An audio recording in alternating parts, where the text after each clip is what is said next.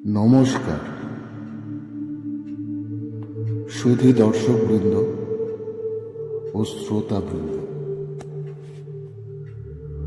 আজ আমরা মায়ের জীবনের চতুর্থ অধ্যায় আলোচনা করব।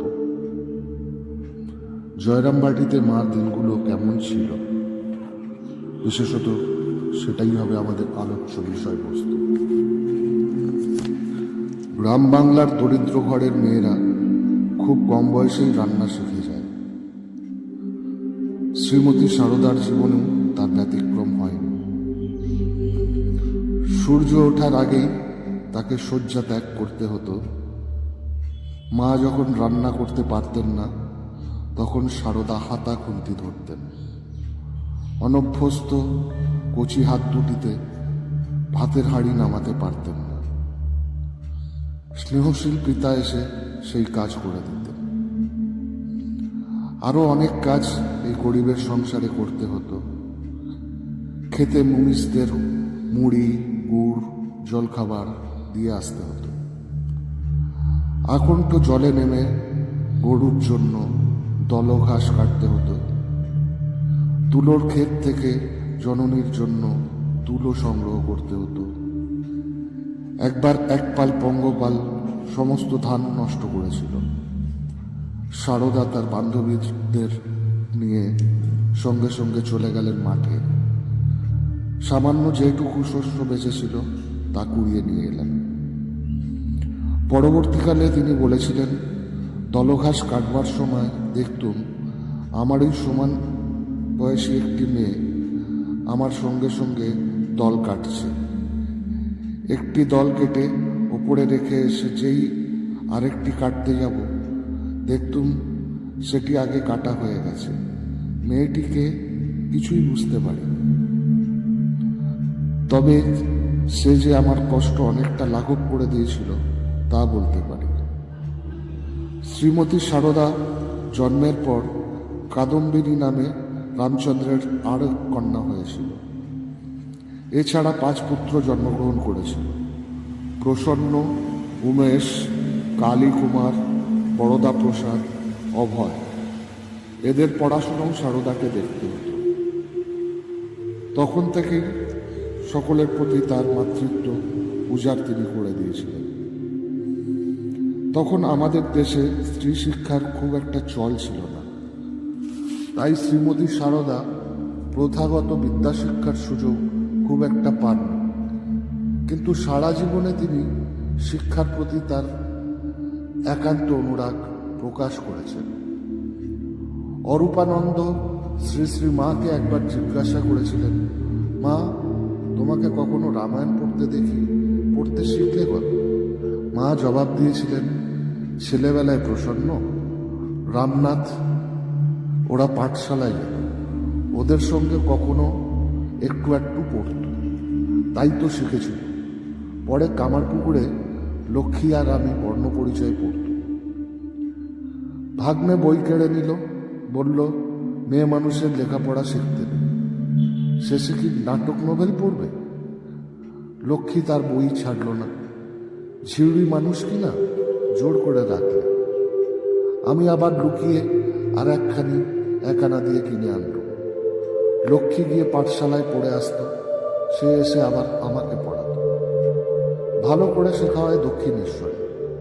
ঠাকুর তখন চিকিৎসার জন্য শ্যামপুকুরে একা আছে।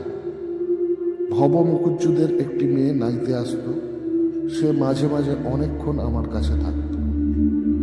সে রোজ নাইবার সময় পড়া নিত ও দিত। আমি তাকে শাক পাতা বাগান থেকে যা আমার এখানে জন্মাতো তাই অনেক করে দিত। শ্রী শ্রীমার এই উক্তি থেকেই আমরা বুঝতে পারি পড়াশোনার প্রতি ছিল তার কি মহান আগ্রহ।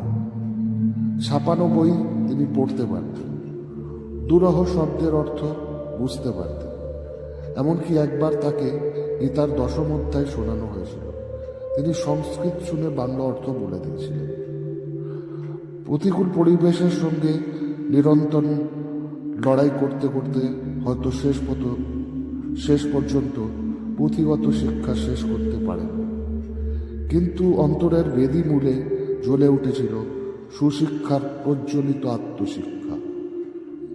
তখনকার দিনে বাংলার পল্লী গ্রামে যাত্রা গান, কথা ইত্যাদির ব্যাপক প্রচলন ছিল। এর মাধ্যমে লোকশিক্ষার প্রসার হতো।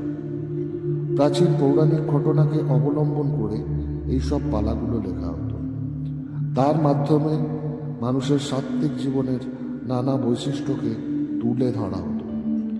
মানুষ যাতে ঈশ্বর অনুরাগী হয়ে ওঠে, সৎভাবে জীবনযাপন করতে পারে, প্রতিবেশীদের প্রতি দয়া পরবশ হয়, সেই শিক্ষা দেওয়া হতো এই পালা গানের মাধ্যমে। সারদামণি তার পরিবারের সঙ্গী সাথীদের নিয়ে ওই পালা গানের আসরে উপস্থিত হতেন। বিভিন্ন বক্তার সংলাপ শুনে তিনি অত্যন্ত উজ্জীবিত হতেন।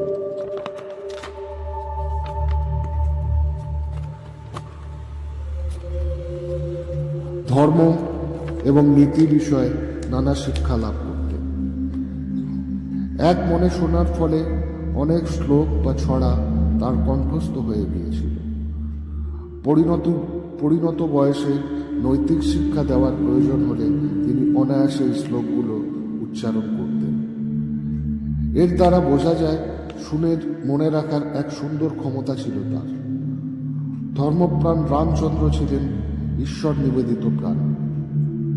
ঈশ্বরের অসীম অনুগ্রহে তার জীবন এইভাবেই কেটে যাবে এমন দৃঢ় বিশ্বাস ছিল তার।